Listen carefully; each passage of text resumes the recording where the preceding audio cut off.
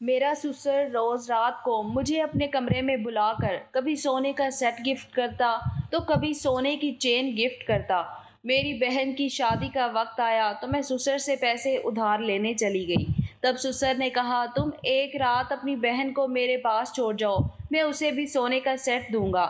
میں نے بہن کو بلایا اور رات کو سسر کے کمرے میں چھوڑ آئی، مگر جب صبح بہن کو لینے گئی تو سر پر آسمان ٹوٹ پڑا، کیونکہ میرے سسر نواب خاندان سے تعلق رکھتے تھے۔ میں دوسرے گاؤں سے بیاہ کر اس گاؤں میں آئی تھی۔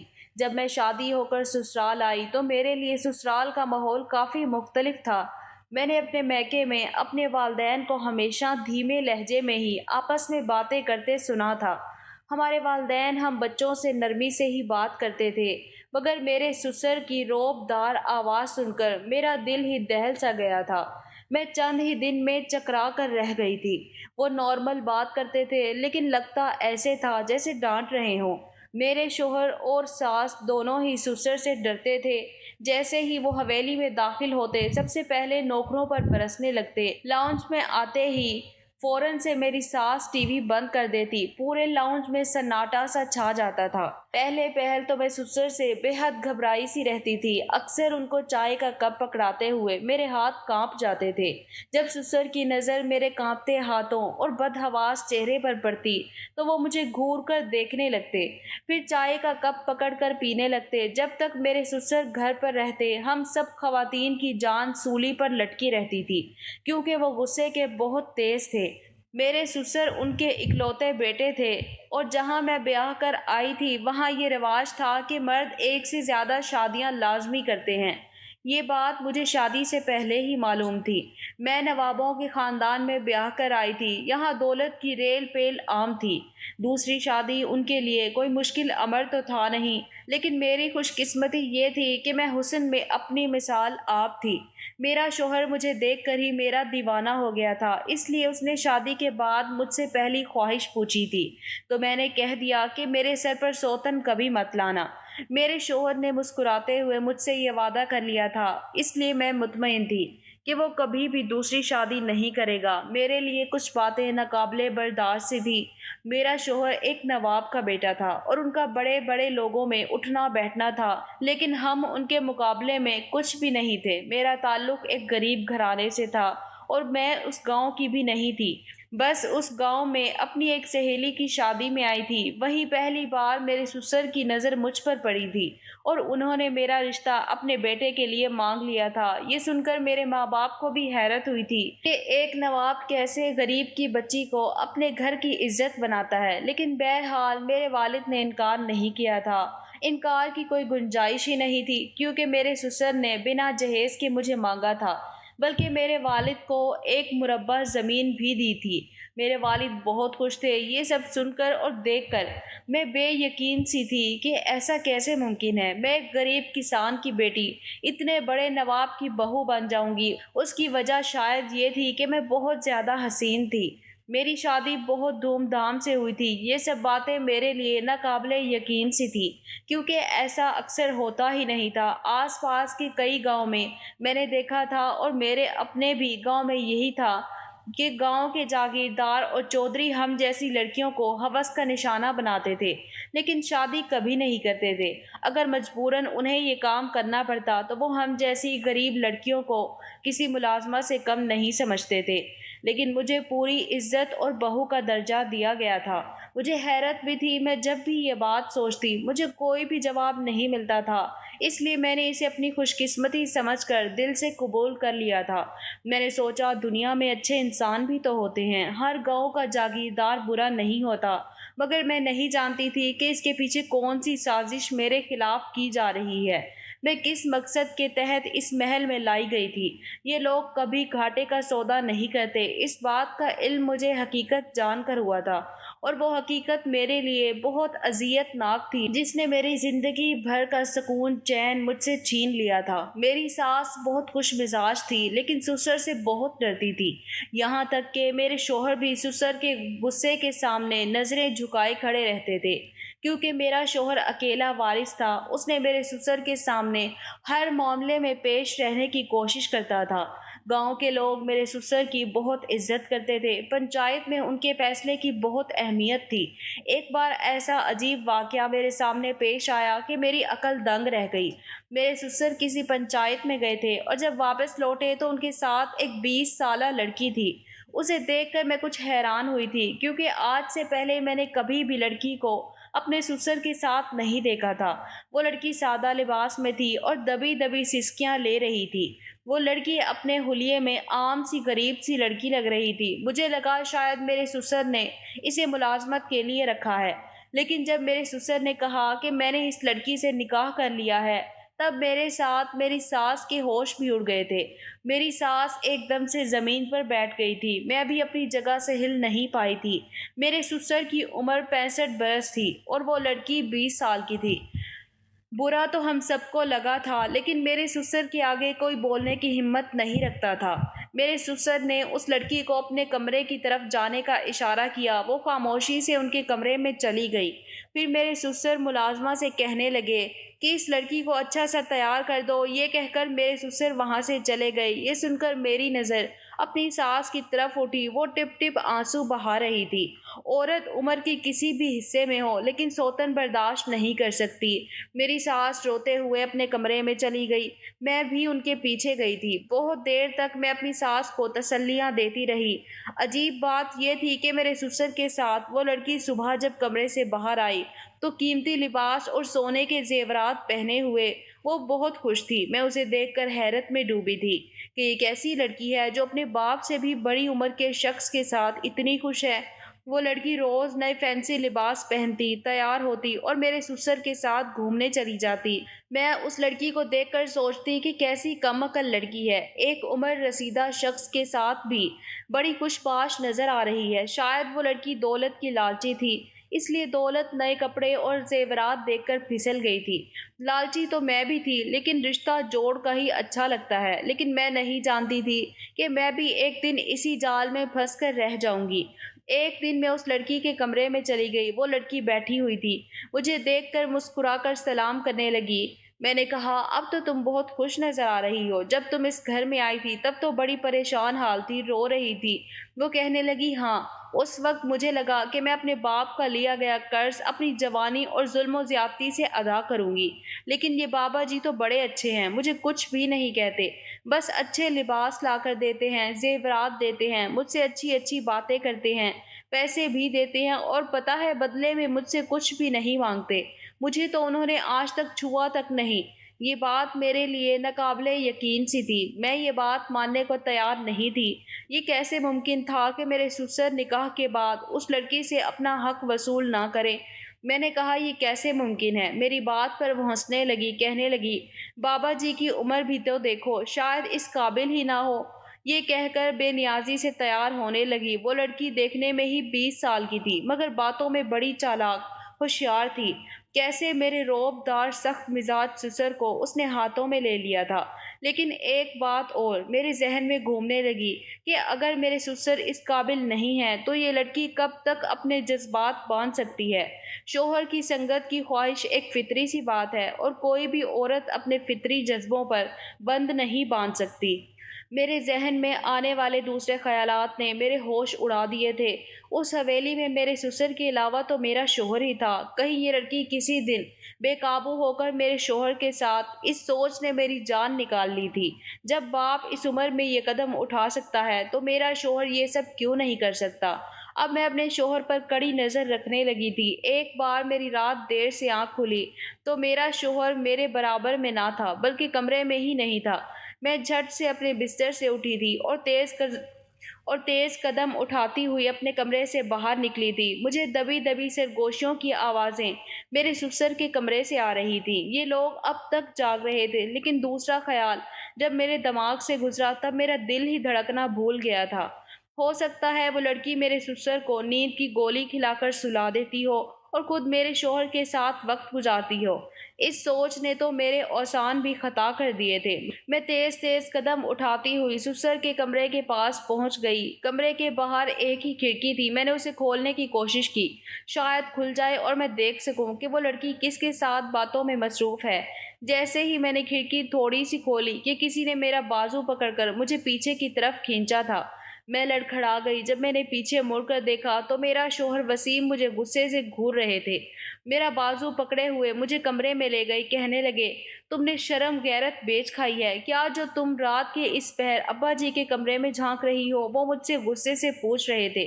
کیا جواب دیتی کہ میں انہیں ہی دیکھنے کے لیے کمرے میں جھانک رہی تھی؟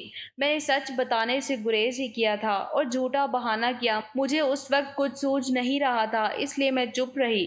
وسیم نے مجھے اچھا خاصا ڈانٹ دیا تھا، میری حرکت ہی کچھ ایسی تھی، لیکن مجھے نہیں لگتا کہ اس میں میرا اتنا قصور تھا، کیونکہ ہر عورت اپنے شوہر کے معاملے میں پریشان ضرور ہوتی ہے۔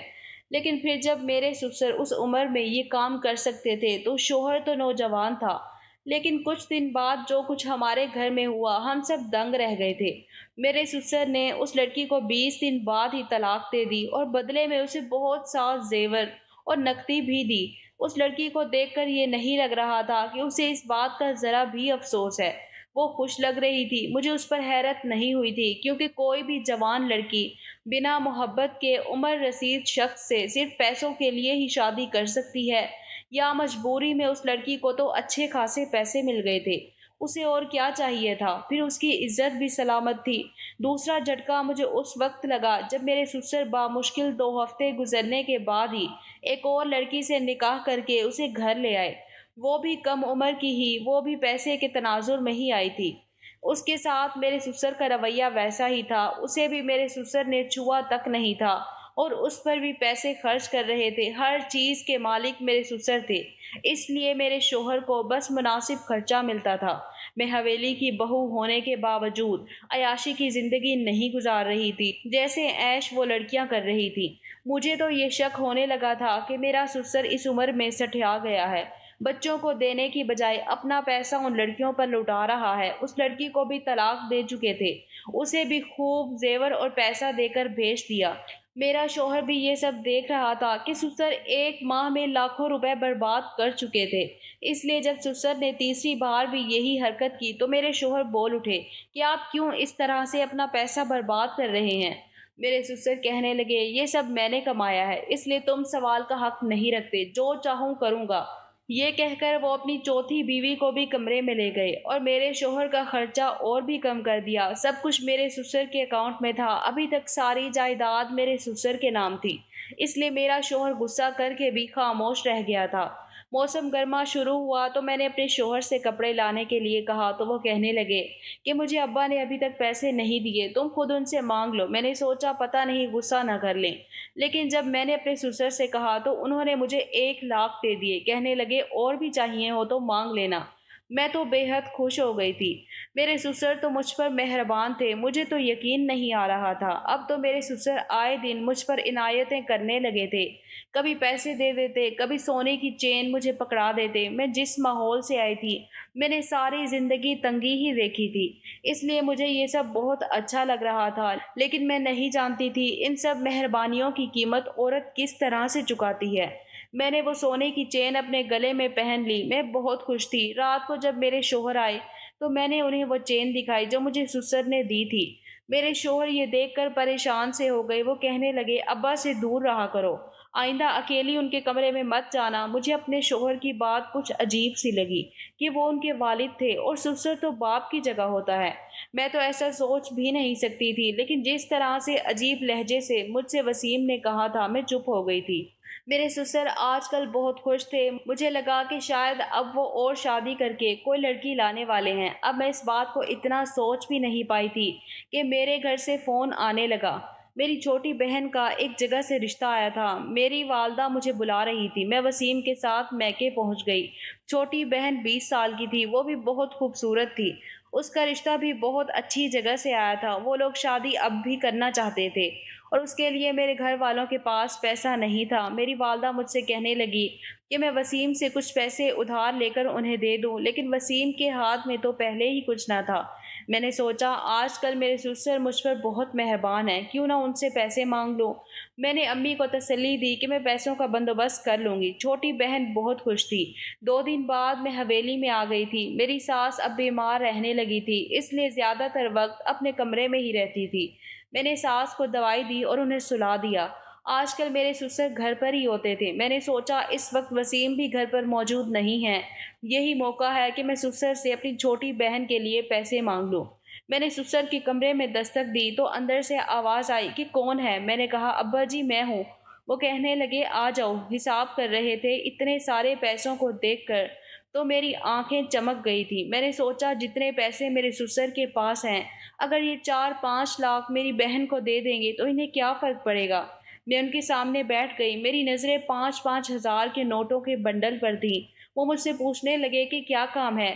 میں چہرے پر مظلومیت ڈالے اپنا مسئلہ بتایا کہ میری بہن کا رشتہ پیسوں کی وجہ سے رکا ہوا ہے۔ اگر 6 لاکھ کی رقم مل جائے تو اس کی شادی ہو جائے گی۔ میری نظر بار بار پیسوں پر جا رہی تھی۔ کمرے کا دروازہ کھلا ہوا تھا۔ میرے سسر نے کہا کہ میں تھوڑی مدد تو کر دوں گا، لیکن میرے کچھ اصول ہیں۔ اگر تم اپنی چھوٹی بہن کی شادی مجھ سے کر دو تو میں اس کے حق مہر میں اچھی خاصی رقم لکھ دوں گا۔ میں نے اس طرح پہلے بھی بہت سی لڑکیوں کی مالی مدد کی ہے۔ میں نے نکاح کیا تھا۔ اگر یہ مدد میں ویسے کرتا تو لوگ میرے کردار پر شک کرتے، کہتے اس بوڑھے کی ان لڑکیوں پر نظر ہے، اس لیے پیسے دیے جا رہا ہے۔ نہ جانے پیسوں کی لالچ میں کبھی ان کے ساتھ بدکاری کرے گا، لیکن نکاح کے بعد کوئی کچھ نہیں کہتا۔ میں نے چند دن انہیں خوب کھلایا پلایا، عیش کرائے اور لاکھوں روپے حق مہر کے دے کر آزاد کر دیا۔ ان کے پاس اتنا پیسہ ہے کہ وہ کہیں بھی شادی کر سکتی ہیں۔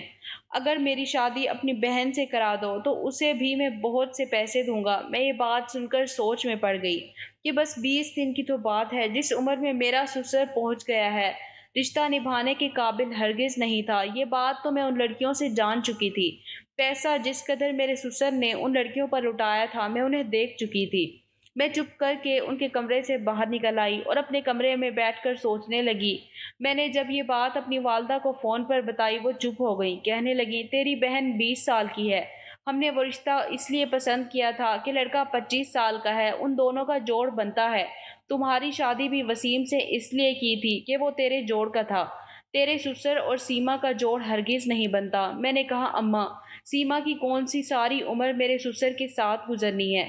بس 20 دن کی بات ہے۔ پھر جس عمر میں میرا سسر ہے اس نے پہلے بھی اپنی بیویوں کو ہاتھ نہیں لگایا، وہ اس قابل ہی نہیں ہے۔ میری ماں چپ سی ہو گئی، کہنے لگی اچھا سوچ کر بتاتی ہوں۔ کچھ دن بعد میری چھوٹی بہن کا فون آ گیا۔ کہنے لگی میرے ساتھ یہ سب سودا بازی نہیں ہوگی، مجھے آپ کے سسر سے شادی نہیں کرنی۔ سیما نے غصے سے کہہ کے فون بند کر دیا، لیکن میں نے میکے جا کر اپنی بہن اور ماں کو خوب سمجھایا کہ وہ مان جائیں تو انہیں ٹھیک ٹھاک پیسے مل جائیں گے، لیکن میری بہن نہیں مان رہی تھی۔ کہنے لگی میرا دل نہیں مانتا، آپ کا سسر دیکھنے میں ہٹا کٹا ہے، مجھے اس کی نظریں بھی اچھی نہیں لگتی۔ میں نے کہا میں نے ان لڑکیوں سے پوچھا ہے، وہ تمہیں چھوئے گا بھی نہیں۔ اچھا ہے کہ تمہارا ایک اچھی جگہ رشتہ ہو جائے گا جو صرف پیسوں کی کمی کی وجہ سے رکا ہوا ہے۔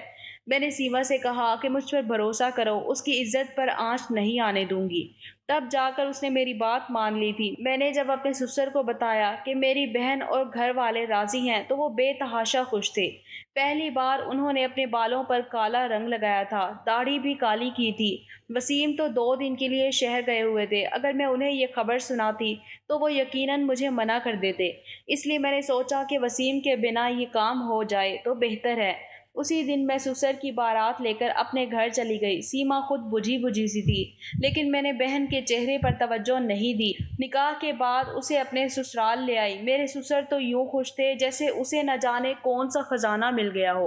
پہلی بار مجھے اپنی بہن کو سسر کے کمرے میں بٹھاتے ہوئے دل کو ایک انجانی سی بے چینی ہوئی تھی، لیکن میں دل کو یہ کہہ کر تسلی دیتی کہ میرا سسر اس قابل نہیں ہے۔ میری ساس بھی میرے اس قدم سے خوش نہیں تھی۔ صبح جب میرا سسر کمرے سے باہر نکلا تو بے حد خوش تھا۔ اسے یوں دیکھ کر میرا دل کسی نے مٹھی میں لے لیا تھا۔ میں جلدی سے سسر کے کمرے میں گئی تھی تو اپنی بہن کی سسکیاں سن کر میرے پیروں تلے سے زمین نکل گئی۔ سیما کی بکھری حالت دیکھ کر میرا دل ہی دھڑکنا بھول گیا تھا۔ اس کے چہرے پر ناخنوں کے نشانات دیکھ کر لگتا تھا کہ اس کے ساتھ بے حسی کا مظاہرہ کیا گیا۔